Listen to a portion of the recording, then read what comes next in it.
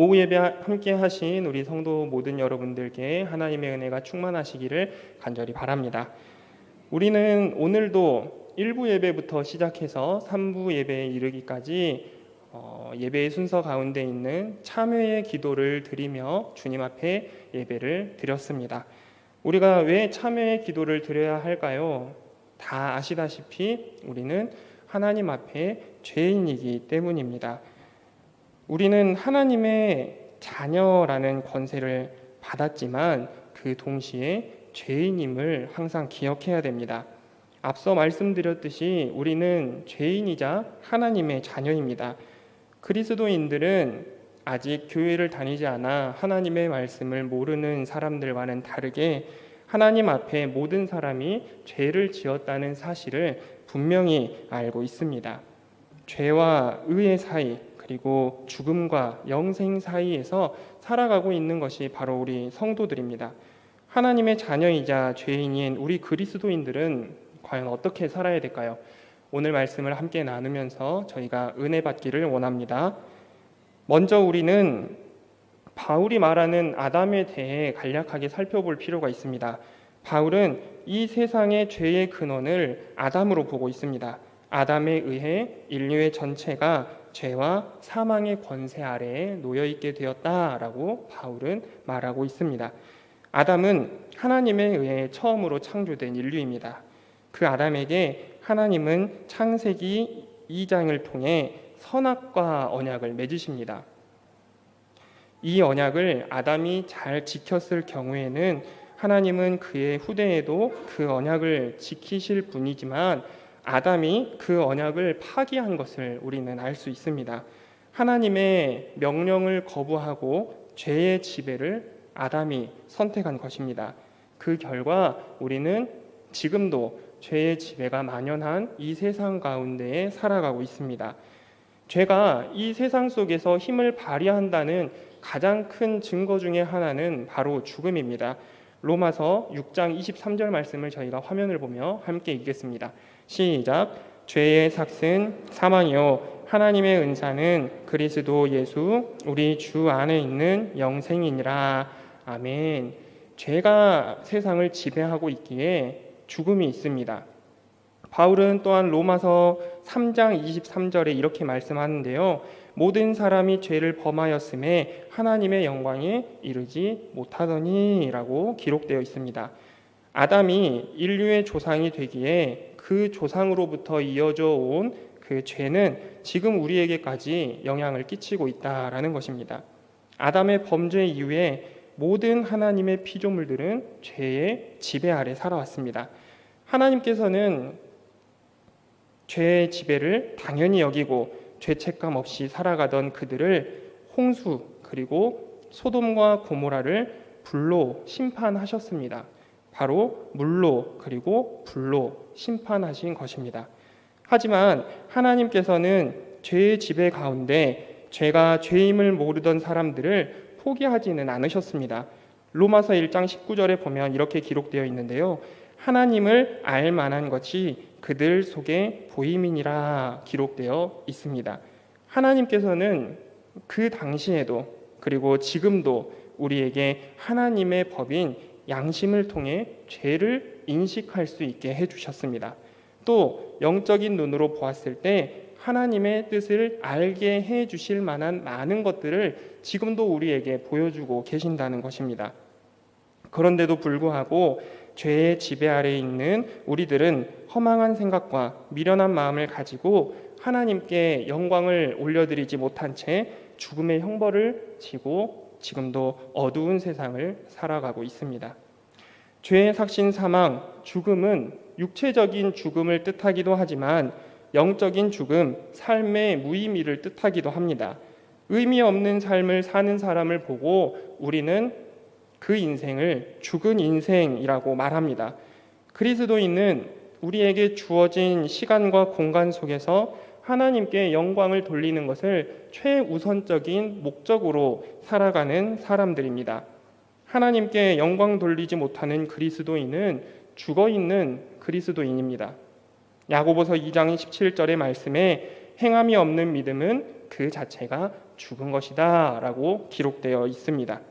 우리가 믿는 하나님께 영광을 돌리는 행위가 없는 신앙은 죽은 신앙이며 죽어있는 그리스도인입니다. 우리가 발을 딛고 살아가고 있는 곳은 죄의 세력이 가득한 곳입니다.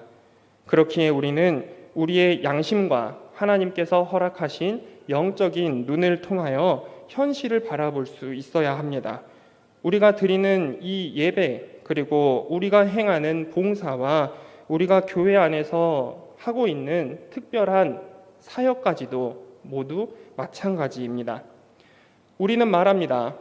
교회 안에서 봉사와 사역을 행할 때 하나님께 영광을 돌리는 일이다 라고 말입니다.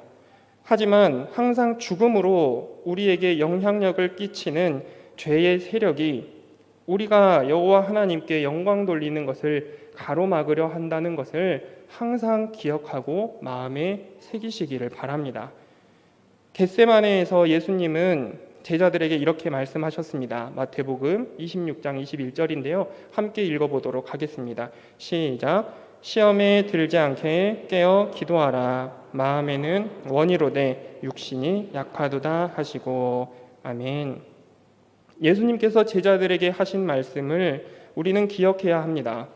우리는 연약한 육신이 살아가고 있는 세상 속에 항상 영적으로 깨어있는 성도가 되시기를 간절히 바랍니다. 하나님께서는 이렇게 죄의 세력 속에 살아가고 있는 인간들을 위하여 은혜를 베풀어 주셨습니다. 그 은혜는 바로 하나님의 아들 예수 그리스도를 이 땅에 보내주신 것입니다. 바울은 아담을 예수 그리스도의 모형이라고 말을 하는데요. 아담이 범죄한 모든 인류의 대표가 된 것처럼 예수 그리스도는 의인으로 칭함받아 구원받는 모든 자의 대표가 된다는 것입니다. 하나님께서는 우리에게 그리스도의 은혜로 말미암아 선물을 주셨습니다. 이 선물은 바로 하나님의 의입니다. 더욱더 감사한 것은 이 선물은 지금까지 우리가 눌려 있었던 죄의 세력을 모두 제거하고도 남는다. 이런 넘치는 은혜가 있는 것입니다.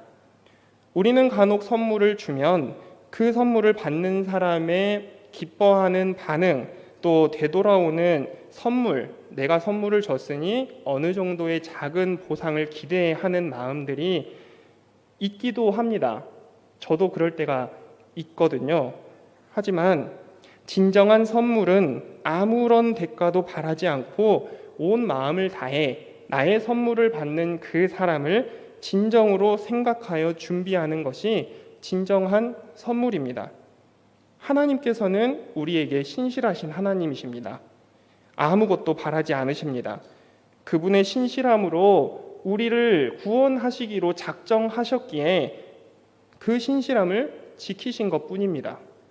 그러므로 우리는 언제든지 자신이 하나님의 의의 선물을 넘치게 받은 사람이라는 것을 기억하고 변화된 우리의 위상을 또 확인하며 항상 감사하는 마음으로 살아가기를 간절히 바랍니다.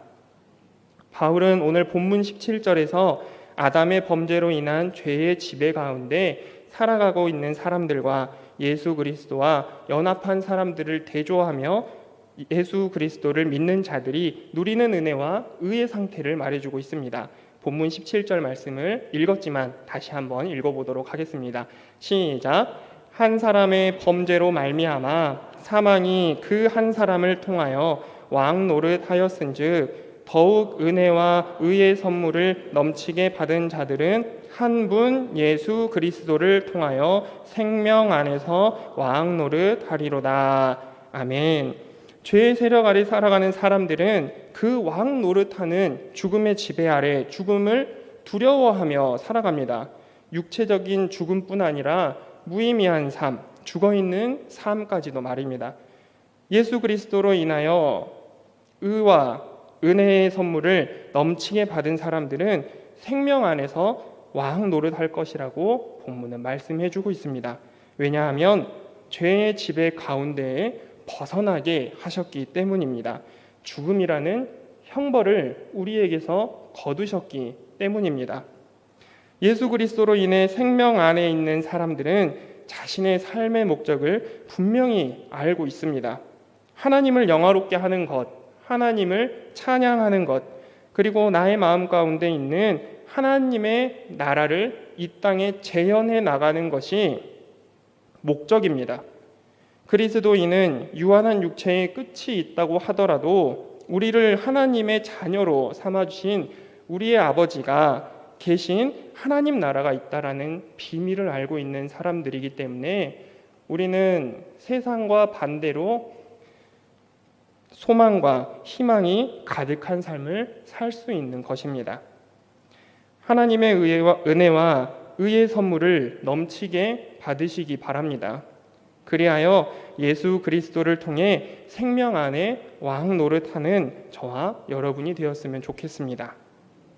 빌립보서 2장 6절에서 8절 말씀을 보시면은요, 예수 그리스도께서는 하나님의 본체시나 하나님과 동등됨을 취하지 아니하시고 자기를 비워 종의 형체를 가지시고 우리와 같게 되었다라고 말씀하고 있습니다. 사람의 모양으로 나타나신 예수님께서는 자신을 낮추시고 십자가에 죽기까지 하나님의 말씀에 복종하셨습니다. 예수님과 정반대로 아담은 하나님이 만드신 피조물이었지만 하나님처럼 되고자 했습니다.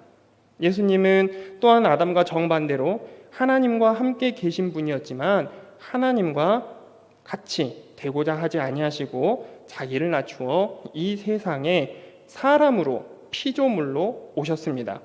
빌립보서의 말씀을 통해 우리는 성도의 구원을 위해 예수께서 행하신 그분의 신실하심을 알 수 있습니다.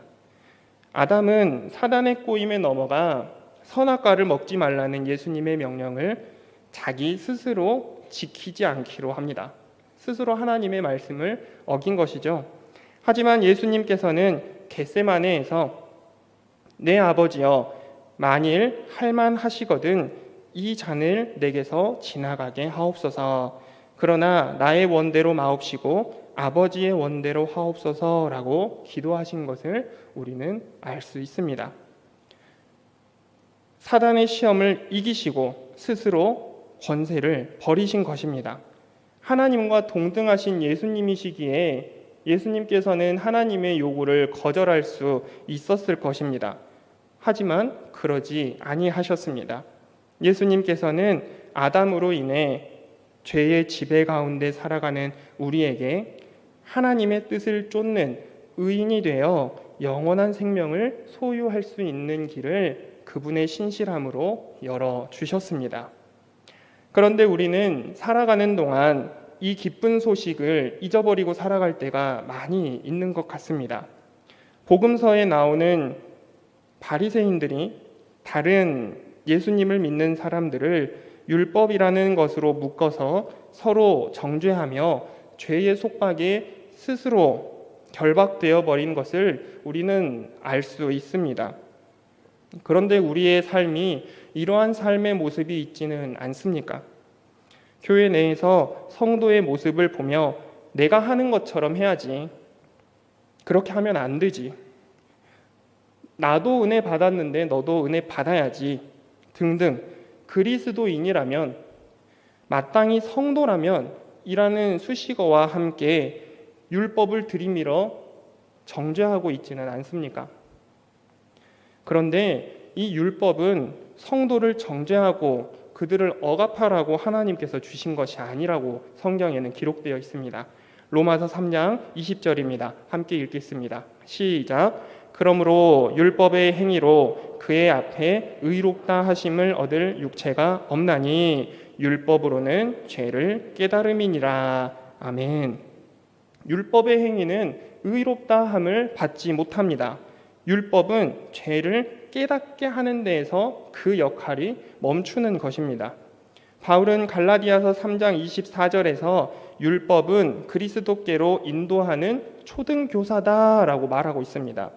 율법은 죄를 깨닫게 하는 데 그치고요. 율법을 통해 내가 죄인이라는 것을 깨달은 성도가 예수 그리스도 앞에 나올 때 하나님께서는 성도에게 그분의 의를 허락해 주시고 의롭다 말씀해 주시는 것입니다. 우리가 함께 요한복음 1장 1절에서 3절의 말씀을 함께 읽도록 하겠습니다. 함께 읽겠습니다. 시작. 태초에 말씀이 계시니라. 이 말씀이 하나님과 함께 계셨으니 이 말씀은 곧 하나님이시니라. 그가 태초에 하나님과 함께 계셨고 만물이 그로 말미암아 지은 바 되었나니 지은 것이 하나도 그가 없이는 된 것이 없느니라. 아멘. 이어서 요한복음 13장 34절입니다. 함께 읽겠습니다. 시작. 새 계명을 너희에게 주노니 서로 사랑하라. 내가 너희를 사랑한 것 같이 너희도 서로 사랑하라. 아멘. 이렇게 하나님의 말씀이 육신되어 이 땅에 오신 예수 그리스도께서 이렇게 말씀하셨습니다. 예수님의 새 계명은 율법을 뛰어넘는 근본이신 하나님의 말씀 그 자체입니다. 이 세상에서 예수님의 새 계명을 파기할 만한 율법은 아무것도 없습니다. 예수님의 새 계명은 율법보다 더 강력합니다. 하나님이 용서 못하실 죄도 이 세상에 단 한 개도 없음을 기억하시기를 바랍니다. 하나님의 은혜는 죄의 지배를 덮고도 남아 흘러넘친다라고 오늘 본문에서는 기록하고 있습니다. 하나님의 은혜는 죄를 능가하는 위대함이며 풍성함임을 기억하는 우리 모두가 되길 간절히 바랍니다. 우리가 이어서 본문 21절의 말씀을 함께 읽겠습니다. 시작. 이는 죄가 사망 안에서 왕 노릇한 것 같이 은혜도 또한 의로 말미암아 왕 노릇하여 우리 주 예수 그리스도로 말미암아 영생에 이르게 하려 함이라. 아멘. 다음으로 요한복음 15장 7절과 8절 말씀입니다. 이어서 읽겠습니다. 시작. 너희가 내 안에 거하고 내 말이 너희 안에 거하면 무엇이든지 원하는 대로 구하라. 그리하면 이루리라. 너희가 열매를 많이 맺으면 내 아버지께서 영광을 받으실 것이요 너희는 내 제자가 되리라. 아멘. 하나님의 은혜는 이미 예수 그리스도로 인해 완성되어져 있습니다. 예수 그리스도를 믿기만 하면 우리는 그 은혜를 누리며 영생 가운데에 아름다운 하나님의 성령의 9가지의 열매를 맺을 수 있습니다. 성도들은 하나님의 은혜가 왕 노릇하여 영생에 이를 수 있습니다. 죽음이 왕 노릇하는 죄의 지배에서 벗어나 생명 안에서 예수 그리스도로 말미암아 영생을 누리며 아름다운 열매를 맺는 성공한 성도가 여기 계신 금호교회 성도 여러분이 되시길 간절히 바랍니다. 하나님께서는 죄와 의 사이에서 죽음과 영생 사이에서 살아가고 있는 우리에게 죄인의 자리에 머무르지 말고 원래의 모습을 회복하라 말씀해 주십니다. 하나님께서는 우리가 우리의 아버지에게 영광을 돌리는 하나님의 자녀가 되기를 원하고 계십니다. 또한 우리는 죽음의 형벌에서 벗어난 하나님의 자녀임을 기억해야 합니다. 영생의 소망이 있기에 이 땅 가운데 소망과 희망이 있습니다. 하나님께서는 예수 그리스도로 말미암아 죄의 세력에서 죄인으로 살고 있던 우리를 구원해 주시며 하나님의 자녀로 속량해 주셨습니다. 하나님의 의를 허락하셔서 하나님의 자녀가 되는 권세를 주신 것입니다. 지금까지 우리 인간들이 지어왔던 모든 죄를 덮고도 넘치는 은혜가 하나님께 있습니다. 이 세상에 만연한 죄의 지배 가운데에서 하나님의 완성된 은혜를 누리며 소망과 희망 가운데에 살아가시는 모두가 되시길 간절히 바랍니다.